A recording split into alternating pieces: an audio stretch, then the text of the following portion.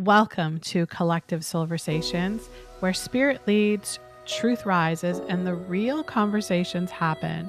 I'm Jody Jones, psychic medium, medical medium, frequency healer, and spiritual mentor. Every week, I sit down with world-class visionaries, spiritual teachers, healers, entrepreneurs, disruptors, and truth tellers who carry keys for this moment in our collective evolution. We go beyond surface talk into the energies, the patterns, and the spiritual codes that activate deep healing, awaken higher consciousness, and call you into full energetic leadership of your life. These are the conversations that stir something inside you, and once you feel it, you can't unfeel it. Wherever you're tuning in, make sure to subscribe, turn on notifications, and get ready to step fully into the Soulversation. Let's begin.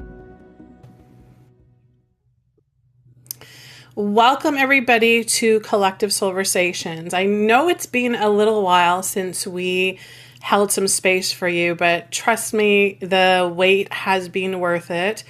We have a very, very special guest with us today. Now, I want to just talk about a little bit about what's happening in the world right now, because it's so relevant to what we're going to dive into and talk about. You know, there are moments in the world where faith just feels easy. And then there are moments like now where the noise is extremely loud, where certainty feels fractured, and where even the most spiritually attuned among us can feel just tired. So today's conversation is not about religion. It's not about dogma. It's about remembrance. My guest today is someone whose work has reached millions across the globe, the author of the internationally acclaimed series Conversations with God, which is a body of work that began as a private dialogue and turned into a global phenomenon. Now, over 5 million copies have been sold, translated into 37 languages. And this is a book that a publisher once said might sell 500 copies if it was lucky. Because who would actually believe that someone could have a direct conversation with God? And yet, millions did. So today, he joins us again, not with thunder, but with reflection. His new book, Letters to a Young Seeker, Departing Thoughts from an Elder, may be one of his final offerings. It is personal, it is intimate, and it's written in 21 letters distilled from wisdom of a lifetime of spiritual exploration, and it's accompanied by luminous poetry from his beloved wife, M. Claire. Now, as I was reflecting about our conversation coming up today, something became really clear. There's a deeper question moving through so many of us right now, for the sensitives, for the seekers, and for those of us who feel the tremors of this world before they actually make the headlines. What does faith look like when the world feels so unstable? And what does spiritual sovereignty mean in an era of noise? And what would someone who has walked in direct dialogue with the divine want us to remember at a time like this?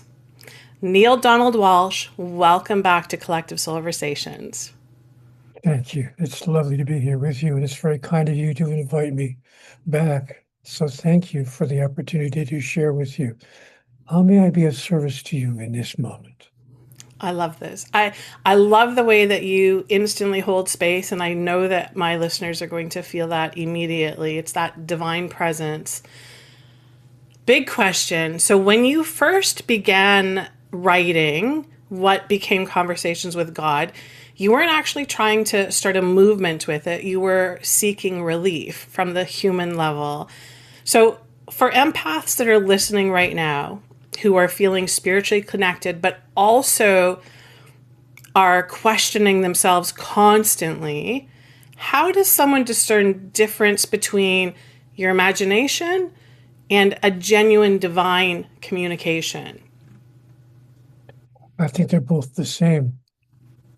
Mozart's music came from his imagination, and it was a divine revelation, a divine offering. Michelangelo's art came from his imagination, and yet it was a divine offering. When I asked God in the moments that I was experiencing as conversations with God, I said, how do I know this is not my imagination? And God's reply was, what would be the difference if it was?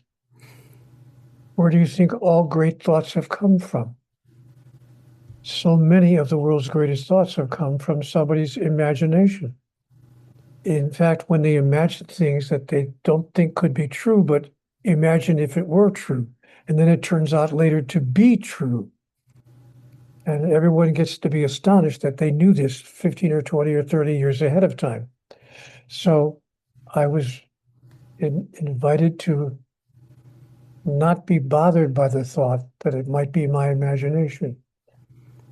Wouldn't it be great if all of us imagined we were talking to God and then listened carefully to what God has to say? I was told, of course, in my experience, that all of us are having conversations with God all the time. We're simply calling it something else.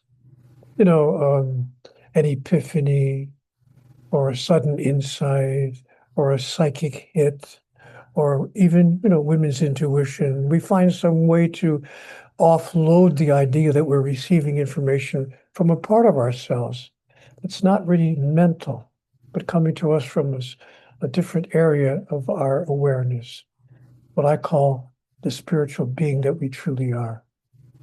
So, that's my response to the whole idea of it being my imagination. Maybe I imagined all of it, but, I imagined, and then I opened myself to what my imagination would bring me, just as Michelangelo did with his art. I mean, can you imagine being asked to paint the ceiling of the Sistine Chapel? And he has to think, oh my gosh, what am I going to put up there? This is a once-in-a-lifetime experience. And it's going to be there for the next 250 years on the ceiling of the Sistine Chapel in Rome, where the Pope is. Well, what am I going to put on the ceiling? But if he thought about it too much, with his logical mind, he may not have ever produced the marvelous art that adorns that space. So, we go to our imagination when we really want to access a part of ourselves that can see into the most magnificent visions we ever had. I love that. I love that. And it's such a great reminder for all of us, but especially, for my followers who are empaths, because going into our imagination is one of the most therapeutic things that we do.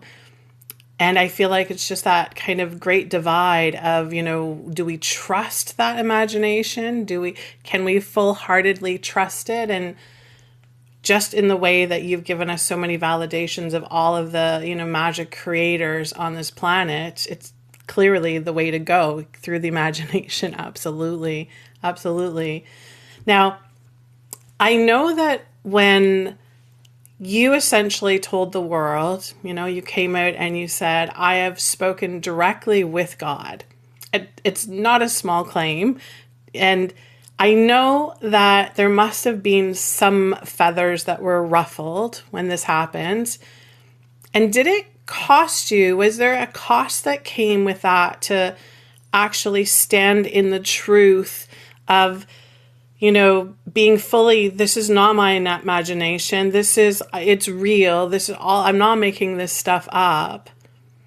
And what advice would you give to those who are sensitives, who fear, being misunderstood for their spiritual experiences?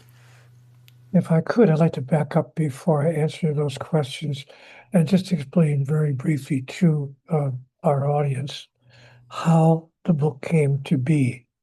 I did not sit down to try to write a book. I wasn't thinking one day, I think I'm going to write a book about a guy who has conversations with God.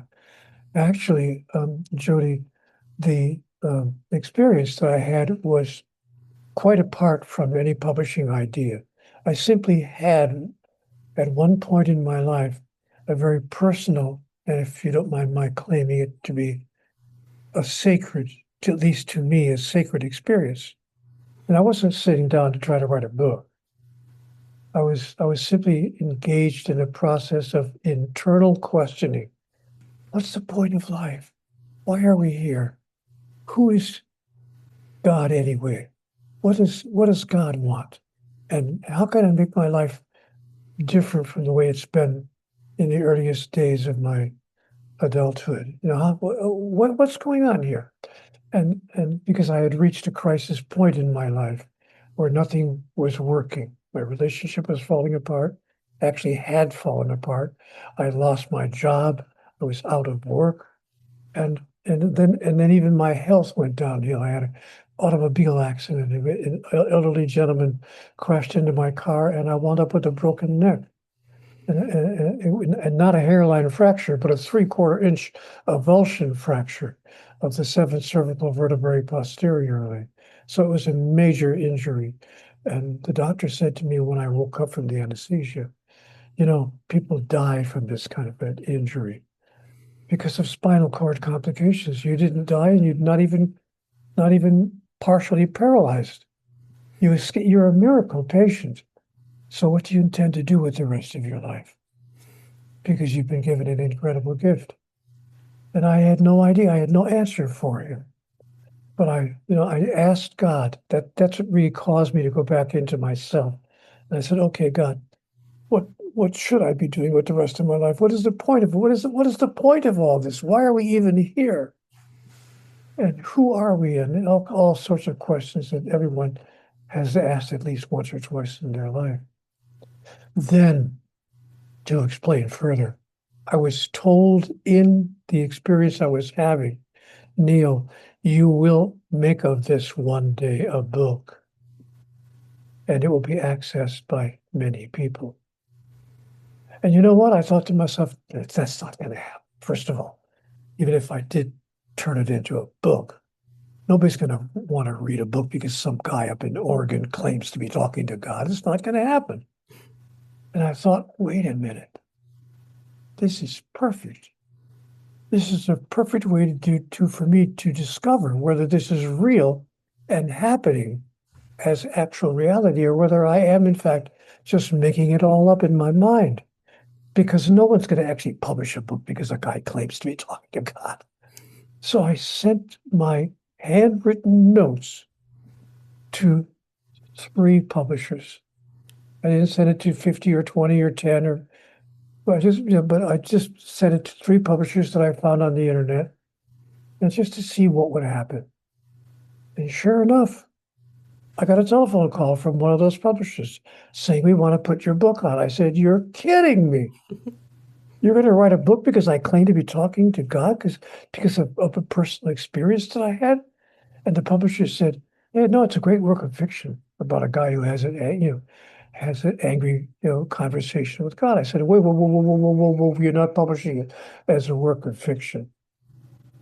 And the publisher said to me on the phone, Neale, are you trying to tell me you think this actually happened to you?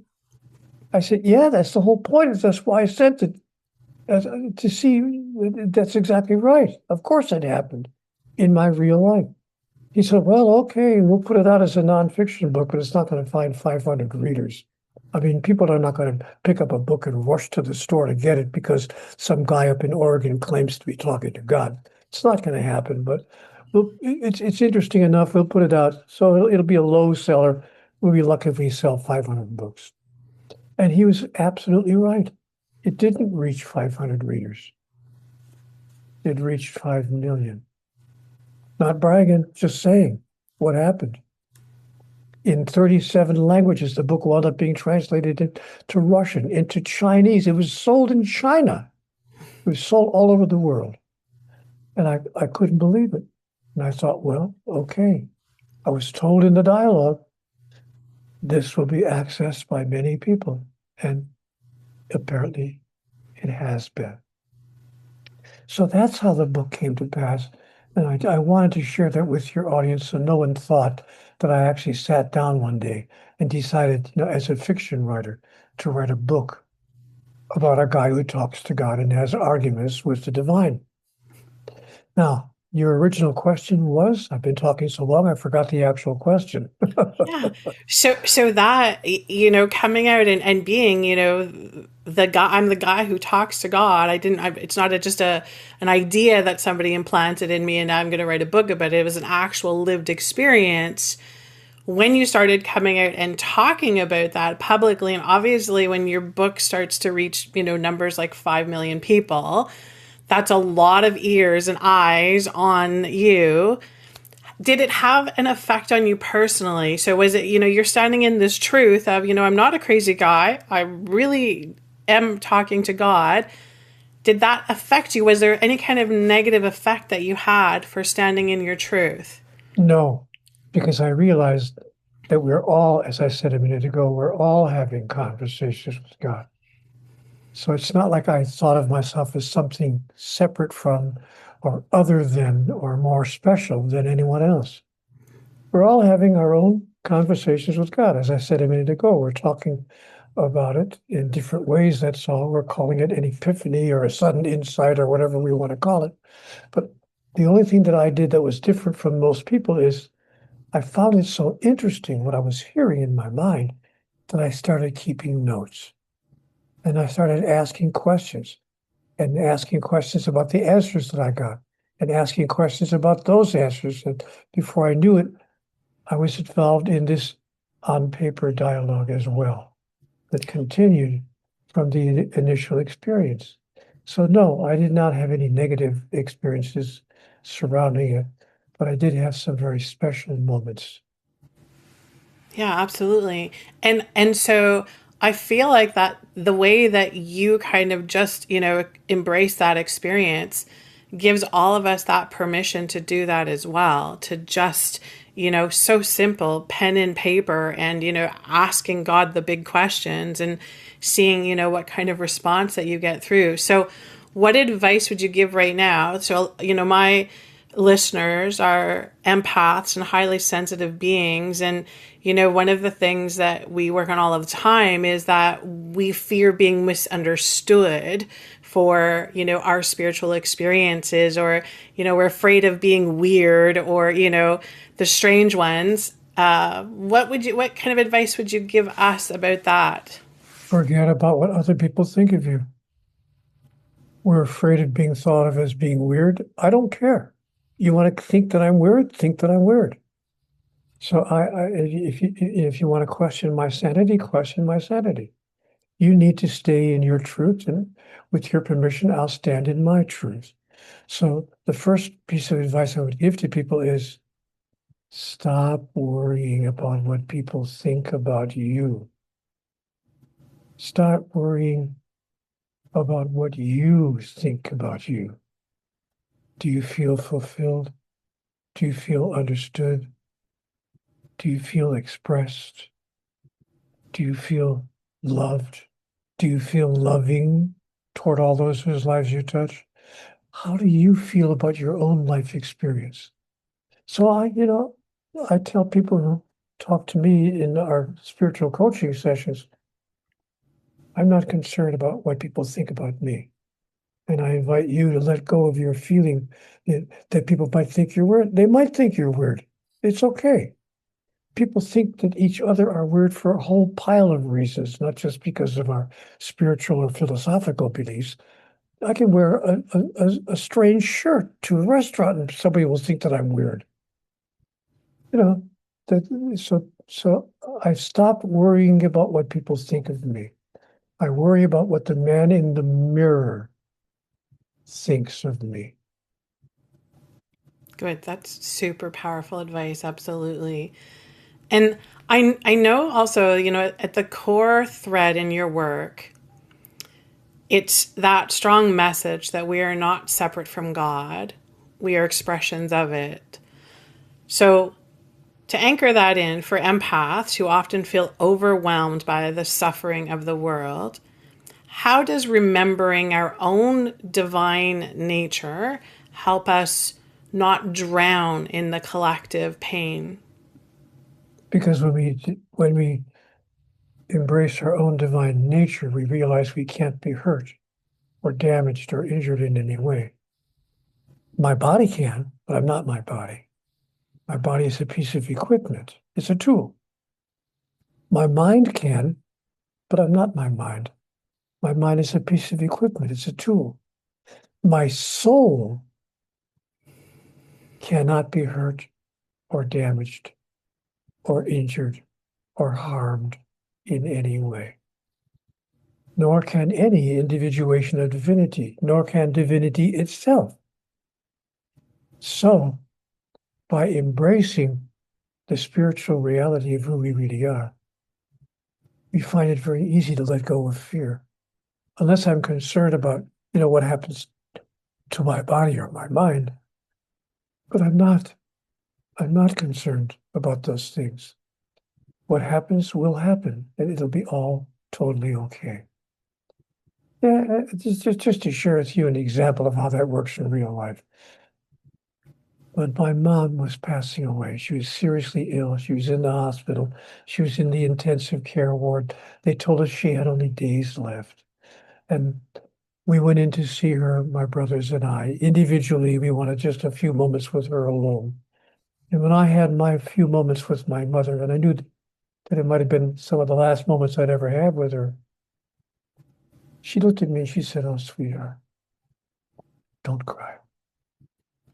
Promise me something." I said, "Anything, anything. What can I promise you?" She said, "Dance on my grave. I know where I'm going. I'm going home to the arms of God. Dance on my grave."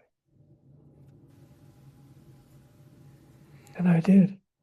I actually, a few months later, went to her gravesite, looked around to make sure no one was watching. They would think I was doing something incredibly sacrilegious. And when no one was nearby or watching me, I actually did a little soft shoe on her grave. I said, "Mom, I'm happy for you. I know where you are, in the arms of the divine." And so I stopped worrying about myself when I received that message from my mother. I stopped being concerned with whether other people thought I was weird or strange in any way. I don't want to hurt people's feelings. I'm not trying to be, deliberately insensitive to what other people are feeling as a result of my moving through their life. But I certainly am not concerned if they have negative thoughts about me. Think about me, what is true for you. That's what I tell everyone. Think about me, what is true for you. And whatever you do, don't betray yourself and give up your own truth because you think it serves me, because that does not serve me. Betrayal of yourself in order not to betray another is the highest betrayal. Wow, that's incredibly powerful. So incredibly powerful. And do you feel like, the older that we get, the closer we come to, the transitioning of not having the need for the human vehicle or the human mind anymore? Do you feel like there is a remembering that comes back to us? Or do you feel like that remembering, that sense of peace or connection only comes back to those who have maybe done the work to find the peace? Or do you think that it's just a given for everybody? Well, there's no one size fits all answer to your question. You'd like to go to the garment store and find a one size fits all piece of clothing. There's no one size fits all. There's no one size fits all answer to your question. For some people, it's one thing. For some other people, it's something else. So I can't really answer your question. Okay. And what about you talk about your mom And so you talk about, obviously, towards her transitioning out of this realm, she found peace. And would you feel that if you are getting closer to your time, that you've found that same peace that she Yes, has found? yes, I did. I had open heart surgery about 10 years ago. It wasn't, I didn't get my tonsils taken out. I had open heart surgery where they open your heart, your chest up from below your chin to your waist. And after they open you up, then they saw with an actual saw through your rib cage. Then they separate your rib cage and they go into your heart. I had a triple bypass. No, quadruple bypass. No, actually, a quintuple bypass.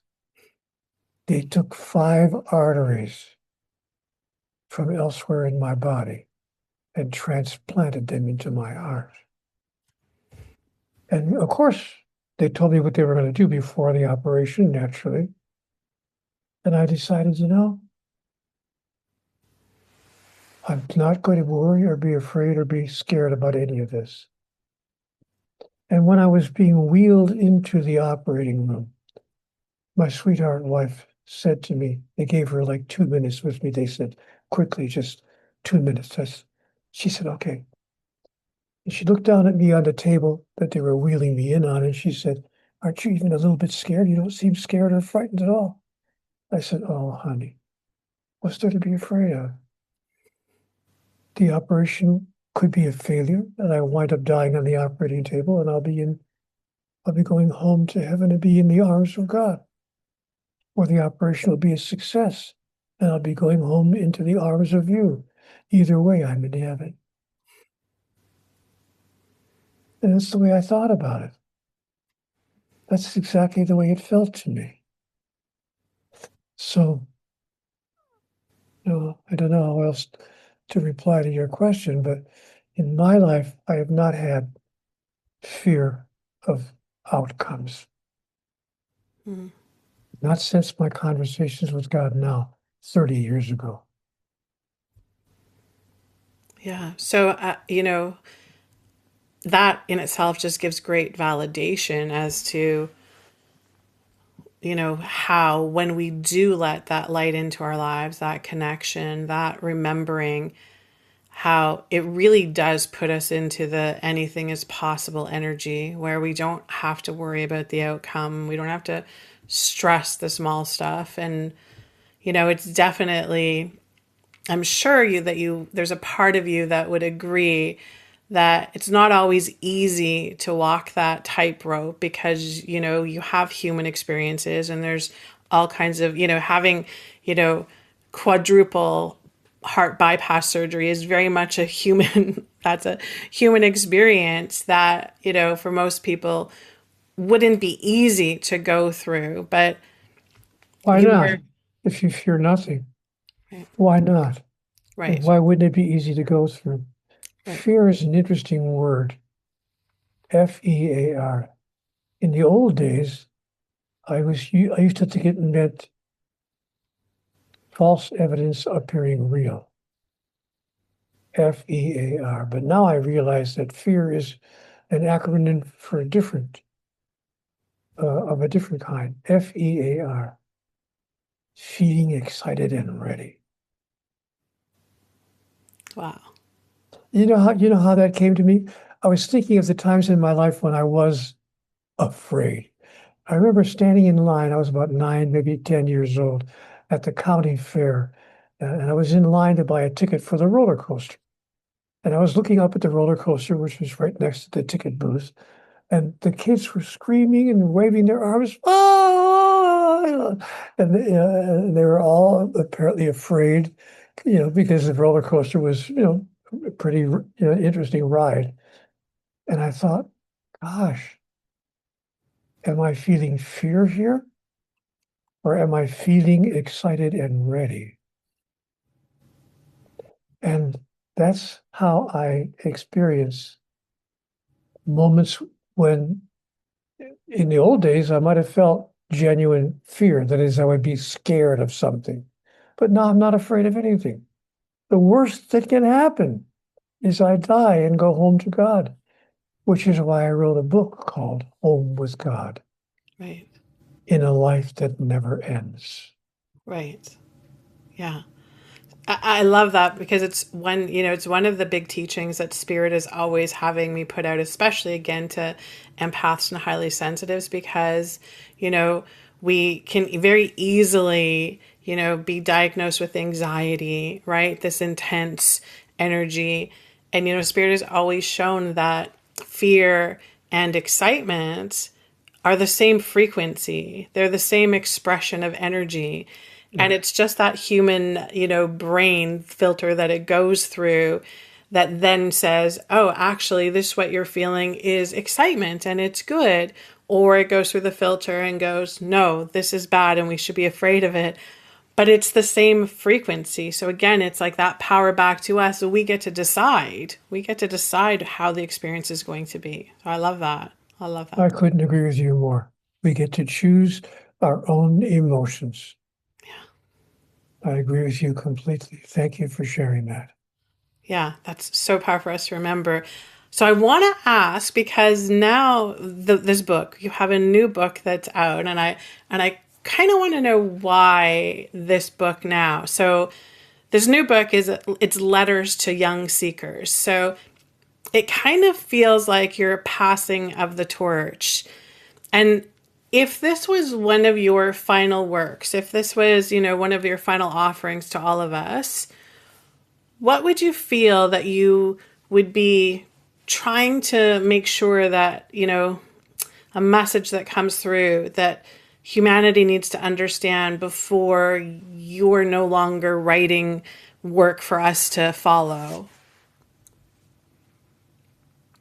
Let me back up a little bit before I answer your question and explain to people why I even bothered writing, my 42nd book. Mhm.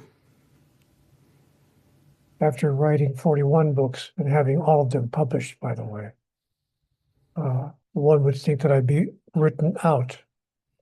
But one day I was thinking, not long ago, about a year ago or so, I was thinking, gosh, I wish I knew then when I was 21 or 31 or 41 what I knew now. Well, what I know now. I wish I knew then what I know now. And because there are a lot of things that I could have used, little pieces of information that would have changed my life for the better, and might even have stopped me from hurting so many other people that I hurt by things I said or did. I didn't deliberately try to hurt them, but inadvertently, because I was stumbling through my 20s, 30s, and 40s without really knowing the whole purpose of life, who I am, why we're here, and the answers to life's largest questions. Gosh, if I only knew then what I know now. And my wife looked at me, she said, why don't you put that in a book? Why don't you actually write for the people who are now 21, 31, 41, or even in their 50s and 60s, even people who are young at heart? Why don't you write letters to a young seeker? I thought, wow, I could do that. So I gathered together the thoughts that I was given in what I experienced to be my conversations with God, and I put them in a series of 21 short. I mean, really, this is not a long book. The whole book is only about this thick. It's not a big fat book. You can read the book in an hour and a half, but it's a series of 21 short 5 or 6 paragraph letters, each letter containing one of the most important messages that I received in my dialogue with God. Messages that I wish I had been given when I was 21 or 31 or 41. So, or even, as I said earlier, even 51 or 61, Yeah. still feeling young at heart and still wondering what's going on in life. But at that time in my life, I was having my experience, the spiritual encounter that I've described here. So I wasn't in that place of not knowing. But boy, in my 20s, 30s, and 40s, I was really not knowing who I am, why we're here, what is the purpose of life, what happens after we die, what's going on, what's the whole point of all of it? I don't understand. Somebody help me. And how do I deal with the ups and downs of everyday life in a way that makes sense? So I put it in that book, Letters to a Young Seeker. And I hope people will not only enjoy reading, whatever their age, but even might grab a copy and pass it on to one of their grandchildren or one of the younger ones in their family and say, here, give this a read through. See if it brings anything to you that you might agree with. Yeah.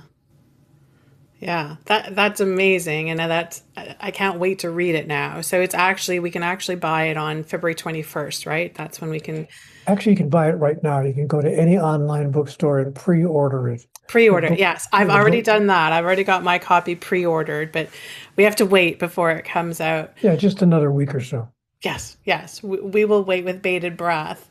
And that's it's such a the concept of it is so you often hear people say in philosophical conversations, what would you say to your younger self if we hear this question all of the time. So having everything that you've learned and all the experiences that you had, if you could have a conversation with that younger version of you, what would you say to them? And you've done this in this book. You've done this, but not only from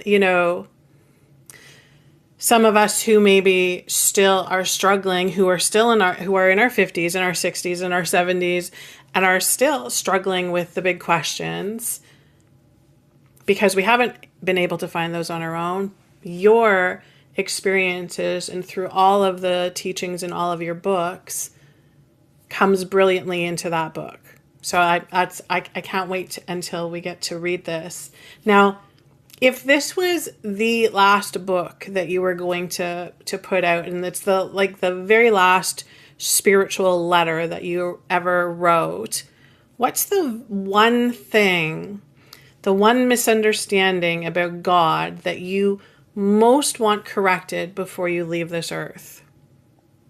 That God is not judgmental, condemning, and punishing. That there's no such place as hell. That there's no such experience as death in the sense of being the end of your experience of yourself as an individual soul. And that God is not judging, condemning, and punishing anyone for anything, but that God is the essence of pure love. That God says to every sentient being in the cosmos, I love you no matter what. I will not judge you. I will not condemn you, and I will not punish you. Now, it's hard for me to believe in a God who is that wonderful, because most of the world's 4,223 religions, and by the way, I'm not making that number up, that's the actual number of faith traditions now being embraced by the human race. Wow.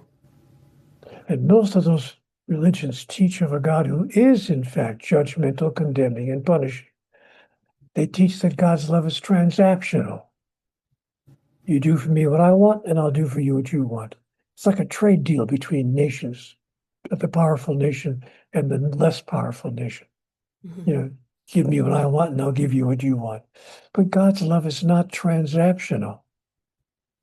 I was asked one day, I was doing the Today Show. Matt Lauer was interviewing me on the Today program on the NBC network, and Matt asked me on the air, Neale, you claim to be a person who's talked directly to God.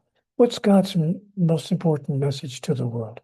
He said, could you put it in one quick paragraph? We have only 30 seconds left in our interview. And I thought to myself, you stinker. You would ask me the most important question of all time when you have 30 seconds left in the interview. But then I thought, and God gave me the answer. It came right to me. I said, Matt, I don't need 30 seconds. I don't even need one paragraph. I can give it to you in 5 words. And Matt Lauer looked at the camera and he said, okay, ladies and gentlemen, from Neale Donald Walsh, what he claims to be God's most important message to the world. Neale? And I looked at the camera and I gave them God's message in 5 words. You've got me all wrong. Wow. And Matt Lauer had nowhere to go with that. He thought I was going to say something like love everybody or try Right. to be nice or whatever, you know. He wasn't ready for that particular answer. But he realized that if I was right, if the answer was true, you've got me all wrong. The discussion is just begun. Yeah, So for sure. And so then did he realize, well, I need to have him back on the show. We need to do a, a month-long series with him, obviously. I never did get invited back, but I did wind up writing a book titled God's Message to the World. Subtitle, You've Got Me All Wrong. Yeah. Wow. It's Well, I hope that one he of the read it. I hope that he read it. yeah, I should have sent it to him. I should have sent him a copy. But in Yeah. any event, I think that's the most important thing that I've been told in my exchange with the divine. Yeah. Yeah. And when you ask me what's the most important thing we need to understand about God, is that God's love is not transactional. Hmm. It's not a transaction. I love you if. It's pure love. And pure love, Jody, needs, expects, requires, and of course demands nothing in return. Most of us can't even love the person on the pillow next to us that way. But I finally got to the point where I could turn to the person on the pillow next to me and say to my beloved wife, I love you, no matter what. I don't love you because of what I can get from you. If I'm loving you because of what you can give to me, then I'm not loving you at all. I'm simply loving me, using you as a way to me to love myself. But if I love you just because of what I see across the room, whether you share any of it with me or not, your sense of humor, your wisdom, your clarity, your understanding, your compassion, your sensuality. If I love you, whether you share any of it with me or not, then I love you purely. And so that's been my greatest message to the world. When you ask me a question, what would I like to change in people's biggest idea about God? Folks, drop the idea that God's love is a transaction, a quid pro quo arrangement. I love you if you give me this and I'll give you that. No, God says, I give you my love no matter what. And not just now, not just for a little while, not just as long as you're obeying or being what you need to be according to my commandments, but I love you eternally, forever. And there's no such place as hell, and there's no such thing as death. You will not stop existing. You will exist forever and ever through all eternity. You can reincarnate if you wish to and come back to the realm of the physical if it serves you to do so. You're not required to, but you're invited to if you wish to, in order to experience yourself in a new and even grander way. I love that. I love that so much. And I, you know, bless your wife and just the energy of the collaboration in this book between the two of you. Because in your book, after each insight, there's a poem by your wife, M. Claire. And for sensitive people, sometimes the truth lands more gently through feeling rather than through explanation, right? Rather than through the mind. And so, what shifts when wisdom is delivered through art instead of instruction? So, as in the poems that she has written. What shifts is this: messages that open the mind turn into magic that opens the heart. My wife is a published poet. She just didn't sit down and just write a few little off the top of her head poems. She's an award-winning published poet. So she had the idea after she read my manuscript, she said, "It's really good stuff, Neale. I really love what you've written, but I think it needs a little softer side." I said, "Could you put some of your poems, some of your pre-published poems into the book?" She said, "Oh, golly, I'd be glad to if you want me to." I said, "Please." And so she did. And she found poems that related directly to the message that my letters were sending to young people. So now they have Neale's totally logical, rational, approach, which I think is important information. Hmm. And then they have M, her name is M, my wife, M. Claire. Then they have M's wonderfully soft, gentle, emotion-filled expression of the same thought. Letters to a Young Seeker. I'm so glad we put it out. I'm so glad that you've given me a chance to share with people. Yeah. And the energy of the collaboration, I feel like, is just perfect timing. I feel like, again, you know, everything divinely guided in the perfect time, because I feel like the world needs this collaboration, you know, the right and the left brain, the thinking and the feeling all coming together. Now, I know many of my listeners feel like we're living right now between two timelines. Like, you know, we have one that's collapsing and then one where we feel like we're being reborn. It's, you know, coming back. And when the outer world looks so unstable the way it does now, what does mature faith actually look like? It looks like all the events that are occurring are not calamities, but opportunities. Every great advancement made by this civilization in the area of science, medicine, technology, spirituality, philosophy, politics, every major advancement that we have made has arisen at some level or another out of some supposed calamity as a solution or a new pathway to solve the problem. So, my answer to your question is people will not see what is now occurring as calamities, but as opportunities for us to do what Mr. Gandhi invited us to do. Be the change you wish to see in the world. Yes, that's so powerful. And again, it goes back to the which filter are we putting the experience through, right? Are we putting it through the fear filter, or are we putting it through the excitement filter? And, you know, really kind of giving ourselves permission to choose, to be able to make that choice and know that we're not just, you know, always having to be governed by the effects of something feeling negative or the negativity pull.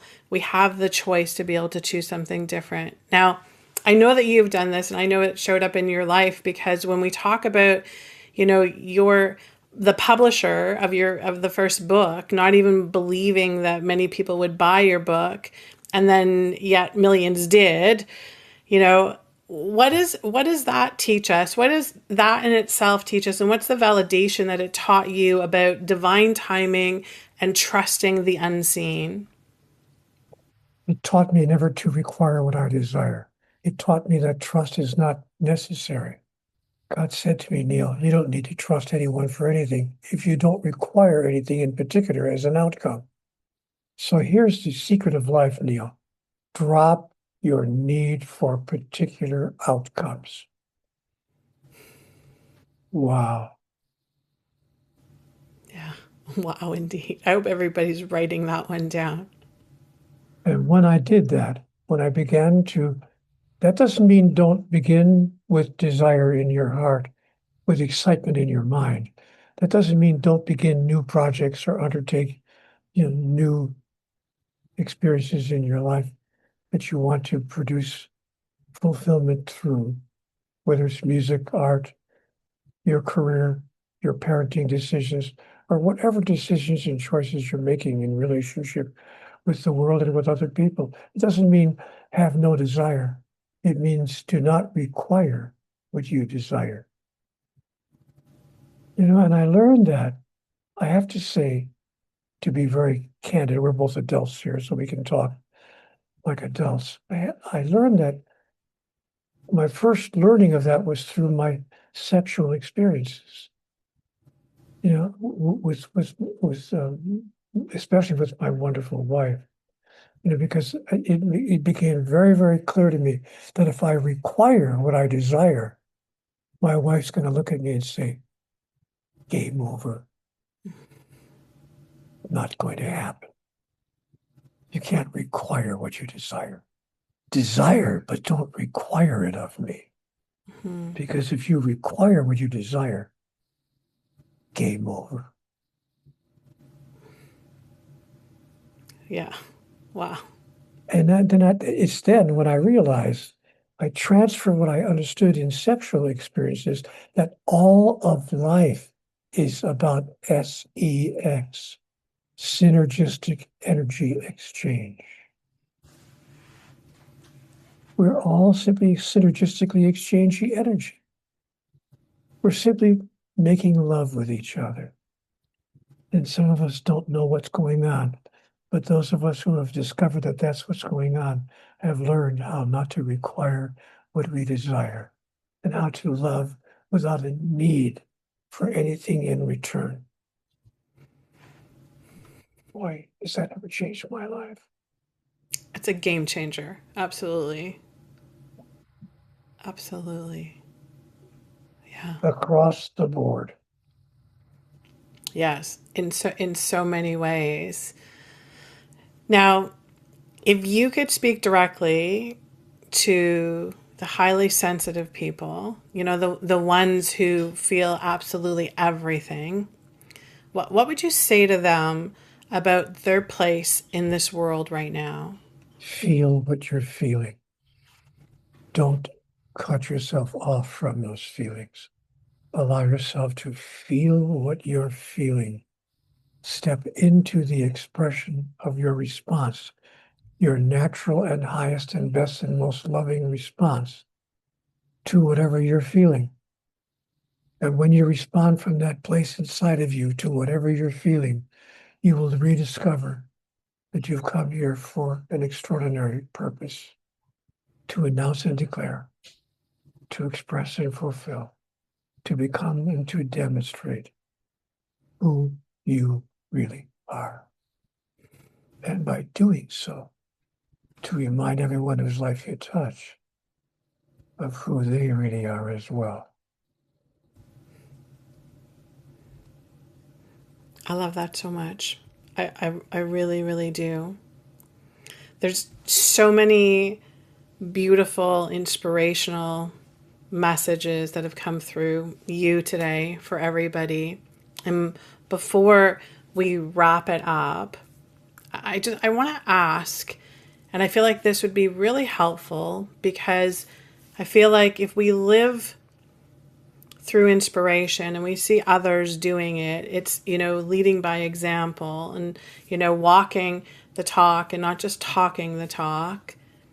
What's one thing, one practice that you use daily that you feel like is most impactful?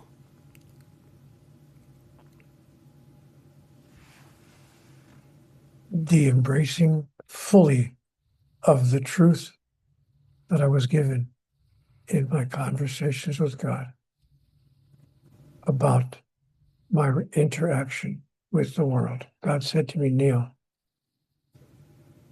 your life is not about you.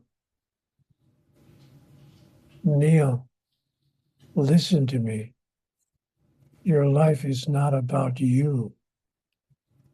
It's about everyone whose life you touch and the way in which you touch it. But when you experience that and embrace it wholly and fully, you will discover that in a universal sense, your life is about you. for an elegant reason. There's only one of us in the room. There's nobody else here except another version of you, Neale. We are all one. Therefore, what you do for another or fail to do for another, you do or fail to do for yourself. Because what goes around comes around, and we are all one. You know, there was a guy walking around the planet here around 2,000 years ago who made this point when he offered his interesting suggestion. He said, I have an idea. Why don't you simply go through life and do unto others as you would have it done unto you? How simple. How easy. Just do it. Do unto others as you would have it done unto you. Speak to others as you would have yourself be spoken to. Treat each other as you would have yourself be treated. Give to others what you wish to be given by others. It's really quite simple. I could, of course, be wrong about all of this, but I don't think so. No, I don't But think so. if I am wrong about all of this, I guess I am going to hell, because I've been saying for 25 or 30 years that there's no such place as hell. And I'm going to be sent to hell for saying that to so many people. But it's, as George Bernard Shaw once said about hell, all the interesting people are there anyway. Of course. Love that. And then, so then there's nothing to worry about in the end, anyways. Voila, as the French would say. Yes. Voila. Yes. Love that. Love it. Love it so much. Speaking of what the French would say, understanding these ideas allows us to come up with a brand new raison d'etre, a brand new, Translation? a brand new reason for being, a new raison d'etre. Why am I being? Why am I here? What's the point of all of this? Is it about, get the stuff, get the car, get the house, get the partner, get the kids, get the grandkids, get the gray hair, get the retirement watch, get the office in the corner with your name on the door, get the building on the corner with your name on the building, get the golf course with your name on the golf course? Is that what it's about? Or is there more going on here than meets the eye? Letter number 1 in the book, Letters to a Young Seeker. The first message of the first letter of the first book. There's more going on here than meets the eye.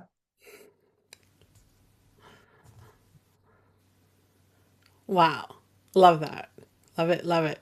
Everybody, you have to go out and pre-register the book now. Make sure that you get it so that when it's available, I can't wait until opening the book and reading the first page in that. And I want to thank you so much for, just continuing the work that you do and continuing, your experiences so that we can experience everything with you and all of the rememberings that you give us. It really is such an impactful way, and it really creates such a massive ripple effect on this planet, which is what we really need the most. So I want to thank you so much for coming and being here with us today.